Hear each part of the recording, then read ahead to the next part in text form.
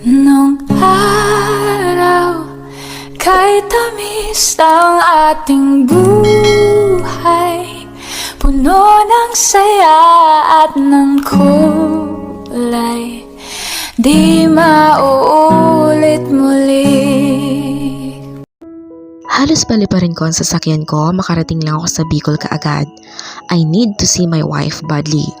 Kaya sa sobrang lakas ng pagpapatakbo ko, ay wala pang 5 oras nakarating na ako sa Bicol. Sinabi na din sa akin ng PI ko kung saan kami magkikita. Hindi naman nagtagal ay natuntun ko na kung saan ito naroon. Agad akong sinalubong ng PI ko pagkapaba ko sa kotse ko. Morales, samahan mo ko sa asawa ko ngayon din. Maituturo mo ba sa akin kung nasaan ito? O saan banda dito? Tanong kong saan dito. Boss, sa banda roon kaya tara na, sasamahan na kita doon. Iyang may bamboo tree, malapit iyan ang bahay ng tiyahin ng asawa mo. Wika nito sa akin. Agad naman namin pinuntahan ang itinurong bahay ng PI ko sa akin. Nang nasa tapat na kami ng pinto, ay kinato ko ito. Tao po, saad ko. Sino po sila? Tanong ng may edad na babae sa amin nang buksan nito ang pinto. Good evening po ma'am. Andyan po ba si Clarice? Wika kong tanong dito. Ano ang kailangan? Tia, halika na po, nakahanda na po ang hapunan natin. Sino po ba yung kausap? Bryle? Anong ginagawa mo dito? Litong tanong sa akin ng asawa ko. Nasurpresa ka ba, wife? Akala mo hindi kita matutuntun dito? Saad ko dito. Nakita ko ang reaksyon ng mukha ng tiyahin ni Clarice sa akin. Tia, ako ho pala si Bryle Araneta, asawa ng pamangkin niyo po. Pakilala kong saad dito. Pinagmasdan ko din ang mukha ng asawa ko. Tinaasan lang naman ito ng kilay nang ma-realize siguro nitong totoong kaharap ako nito ngayon. Hindi mo ba kami papapasukin sa bahay niyo, Clarice? Wika ko sa asawa ko. At bakit ko naman gagawin iyon? Sino ka para papasukin ko dito sa pamamahay ng tiya ko? Mataray nitong saad sa akin. Ganoon? Ayaw mo akong papapasukin? Okay, ako na lang papasok. Let's go, Morales. Papasok na tayo. Wiko ko sa PI ko na nakatanga lang sa amin ng asawa ko. Pati na nga ang tiyahin nito ay hindi nakapagsalita sa sobrang bilis ng pangyayari. Abat, hoy! Bakit papasok ka? Binigyan ka ba ng pahintulot ng tiya ko? Inis nitong wika sa akin. Nang tuluyan na kaming nakapasok sa loob ng bahay at hindi kami inalok, ay umupo pa din ako. Nakatingin lang sa akin si Clarice at ang tiya nito. Umalis ka dito, Bryle, kung ayaw mong magalit ako sa'yo. Banta nitong saad sa akin. Clarice, umuwi ka na please. Saka buntis ka ba? Sinong ama niyan? Sunod-sunod kong tanong dito. Wala ka nang pakialam kung buntis ako o hindi, kung sino ang ama ng dinadala ko. Basta ang gusto ko ay umalis ka na dito. Mariin ngunit mapanganib ditong wika sa akin. Alam kong may ugali itong si Clarice, kaya alam kong galit na ito. Clarice, please. Huwag mo kong hayaang gagawan kita ng dahas para umuwi ka lang. Kaya pakiusap, huwag mong uubusin ang pasensya ko. Banta ko ding saad dito. At kung ayaw kong umuwi, anong gagawin mo? I-blackmail ako? Pwede ba? Luma na yung teknik mo. Kaya wag mo kong tatakutin dahil matagal ko nang alam ang mga gawain mong mahilig mong blackmail. Ngayon, hindi na ako takot na mapaalis sa lupa ng pamilya ninyo dahil kinasusuklaman kitang hype ka. Niloko mo na nga ako? Ay nagpakita ka pa dito? Hindi ka ba marunong mahiya, ha? Galit na nitong saad sa akin. Clarice, iha, maghunos dili ka. Makakasama sa iyo ang sobrang stress, okay? Paano na lamang ang anak ninyo? Namin? Anak namin ang pinagbubuntis ni Clarice, tia? Saba na tanong ko sa matanda. Nakita kong nagkatinginan ng mga ito, saka nagsalita ang matanda. Oo anak, anak mo ang dinadala ni Clarice. Kaya pakiusap mga iho. Umalis na kayo. Bumalik na kayo ng Maynila. Dito na lamang ang pamangkin ko sa akin. Wika nito sa akin. Pasensya na po, tiya, pero kailangan ko po talagang iuwi ang asawa ko po. Lalo na pala nabuntis ito sa magiging anak namin.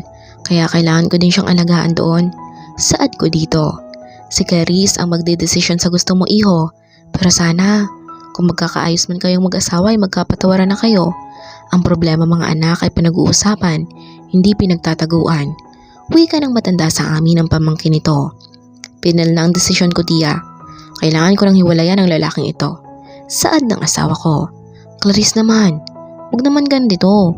Please, nakikiusap ako sa'yo. Lahat gagawin ko, umuwi ka lang sa bahay. Nakikiusap kong Saad sa asawa ko. Matagal itong nag-isip saka ito nagsalita. Sorry Bryle, ngunit kailangan ko na talagang makipaghiwalay sa iyo.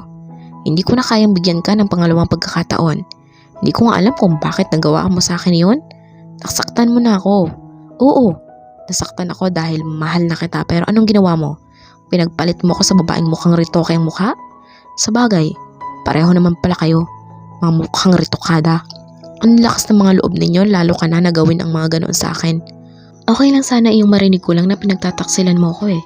Kaso kitang-kita ng dalawang mga mata ko kung paano mo ginawa ang ginagawa dapat ng mag-asawa.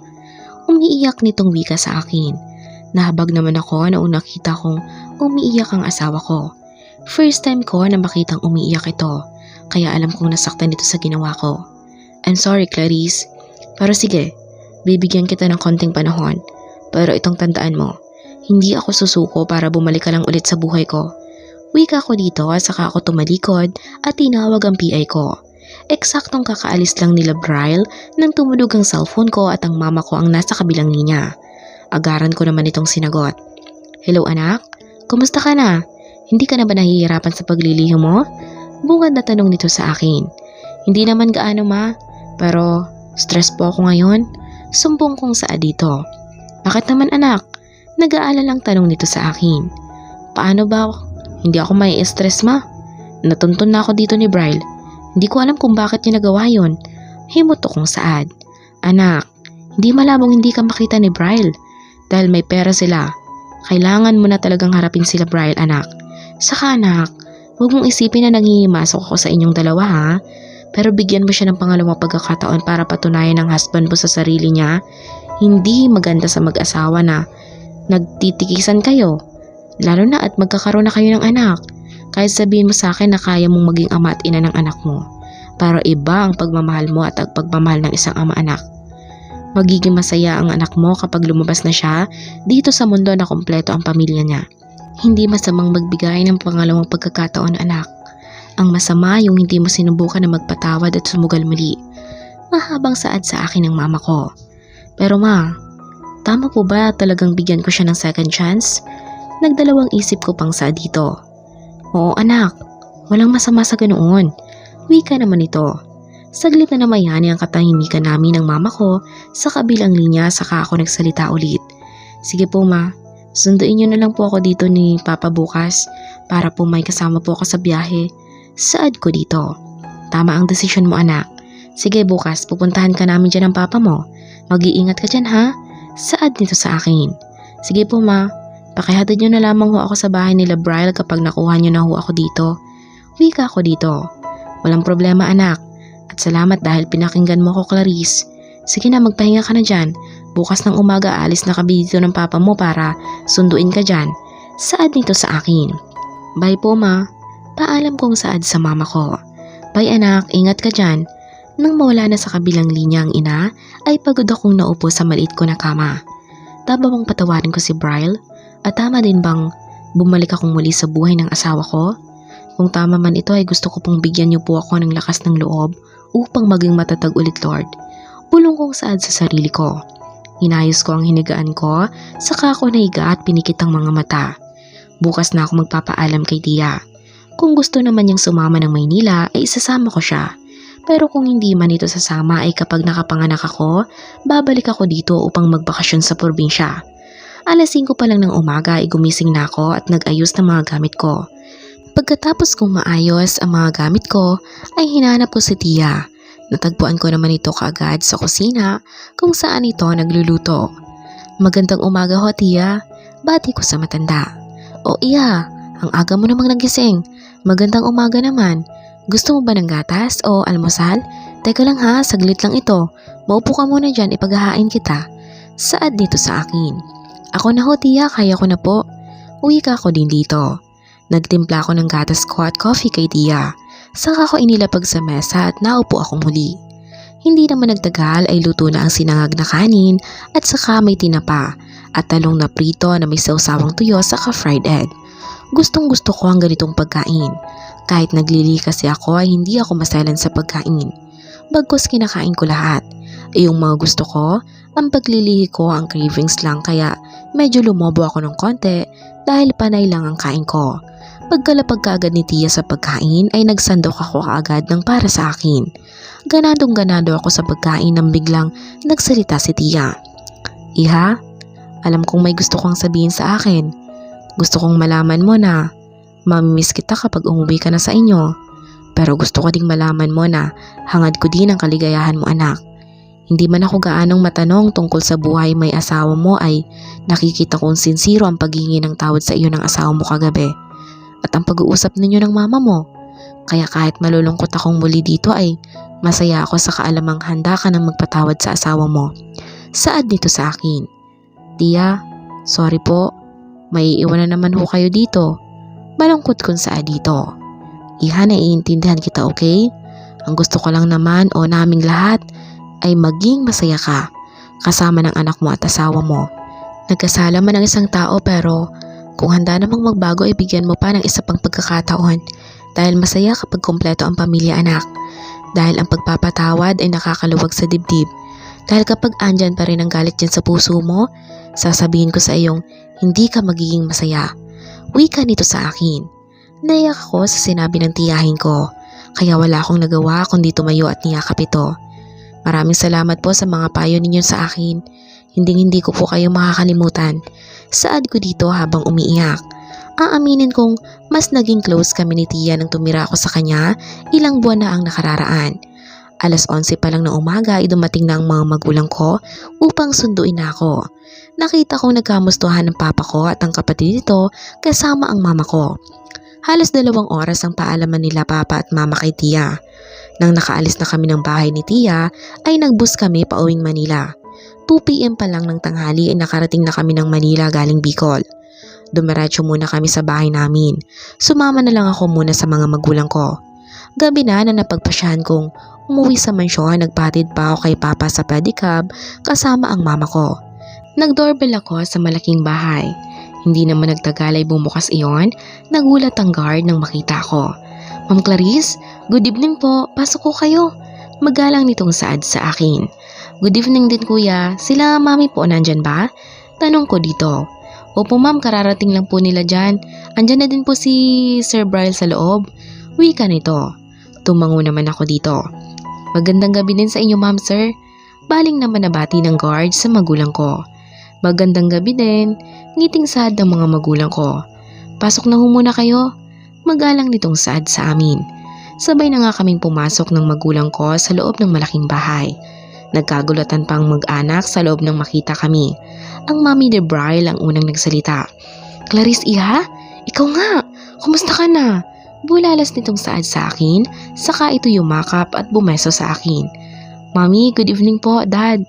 Baling ko din sa ama ni Brian. Good evening din sa iyo iha. Kumpadre, halika maupo kayo.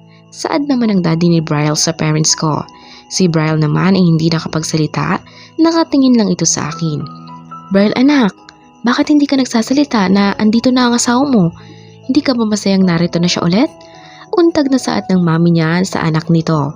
Noon lang din ito parang natauhan at ngumiti sa akin. Han, welcome home. Salamat naman at umuwi ka na dito. Ngiting saad nito sa akin, humalik pa ito sa pisngi ko. Umisbid ako dito at saka ko ito binulungan. Huwag kang magniwang taksil dahil umuwi ako dito hindi para sa iyo kundi para sa anak ko. Susubukan kitang patawanin pero kapag ginawa mo sa akin ulit yon, papatay na kita. Banta akong bulong dito. Saka ko ito pinandilatan ng mata, pasimple akong ngumiti na parang walang nangyari. Baho din itong ngumiti na parang walang nangyari. O mukhang okay na nga ang mga anak natin kumpadre ah. Buti naman para maging maayos na ang pagsasama nila, diba kumpadre? Saad ng biyanan kong lalaki sa ama ko. Tama ka kumpadre. Mas maganda kung nagkakaintindihan sila para maging masaya na sila ulit. Wika din ng papa ko. Anyway kumpadre, nakahanda na ang apunan natin. Tara na muna sa komedor para makakain na tayo. Saad ng biyanan kong babae sa magulang ko na mabilis na tinanggihan ng mama ko. Ay hindi na ho. Tapos na po kaming kumain sa bahay. Hinatid lang talaga namin si Clarice dito. Kaya hindi na din kami magtatagal ng asawa ko kumpadre. Wika ng mama ko. Wala nang nagawang mag-asawang Araneta nang umuwi na ang mama at papa ko. Nang kami na ang natiray, nag-excuse ako sa mga biyanan ko para umakyat sa taas. Doon ako sa dating kwarto ko noon. Ayokong makasama sa iisang silid ang asawa ko dahil pakikiramdaman ko muna ito kung dapat ba itong patawarin o pakikisamahan na lamang alang-alang sa anak ko. 2 minuto ako nakatulala saka ako nakarinig ng katok sa pinto. Binuksan ko at hindi na ako nagulat nang si Brian ang nabungaran ko. Anong kailangan mo? Mataray ngunit malamig kong saa dito. Han, can we talk? Wika nito. Napataas ang kilay ko sa kabaitan ng gunggong na ito. Bakit? Anong pag-uusapan natin? Sige, pumasok ka. Saad ko dito. Bakit andito ka? Bakit ayaw mo dun sa kwarto natin? Tanong nito sa akin. For what? Para makasama ka sa iisang kama? Hindi uy, huwag kang assuming dahil hindi pa tayo okay. Galit kong asik dito. Oo, naiintindihan ko. Pero pwede naman tayong magkasama sa iisang silid kahit hindi tayo okay. Kiit nitong wika sa akin. Tanga ka ba? O sadyang bobo ka lang? Di ka nakakaintindi. Ang sabi ko, we're not okay. So bakit mo iginigit ang gusto mo? Gusto mo bang umalis ako dito ulit at layasan ka? Umuusok ang ilong ko sa galit nang tingnan ko ito. Nakita ko ang pagdaan ng sakit sa mga mata nito sa kabahagang buntot na tumango na lamang na parang walang nagawa. Sigihan kung iyan ang gusto mo. Sana mapatawad mo pa ako. Hindi man ngayon pero sana dumating ang araw na iyon. Nagpapakumbabang saad nito sa akin. Umalis ka na. Lumabas ka. Gusto ko mapag-isa. Malamig kong saad dito. Sige, good night Han. I'm happy kasi andito ka na ulit. Mahal kita. Mahal na mahal. Saka ito humalik sa noo ko at lumabas ng kwarto ko. Napahugot ako ng malalim na hininga saka naupo muli sa kama ko. Malalim na ang gabi pero hindi pa rin ako makatulog kaya nagpasya akong bumaba ng hagdan para uminom ng mainit na gatas para makatulog ako. Tahimik na ang buong kabahayan dahil alauna na ng madaling araw. Pero heto ako hindi makatulog dahil siguro ay nagka-insomnia ako. Pumasok ako sa loob ng komedor at nagtimpla ng gatas. Binuksan ko lang ang ilaw sa komedor para maaninag ko ang ititimpla ko. Han, gising ka pa ba? Nagulat ako nang may magsalita sa likod ko. Napalingon ako nang makita ko si Brian na nakatayo sa may pinto. Bakit ka nandito? At bakit ka nanggugulat? At siko dito. I'm sorry kung nagulat kita. Nakita kasi kitang pumasok dito kaya sinundan kita. Sana kinatok mo na lamang ako para ipagtimpla ka ng gatas. Saad nito sa akin. Hindi na kailangan, kaya ko naman eh. Sige na, maiwan na kita dito. Aakyat na ako. Wika ko dito, saka ko ito nilagpasan, bit-bit ang isang basong gatas. Ano kaya ang susunod na mangyayari?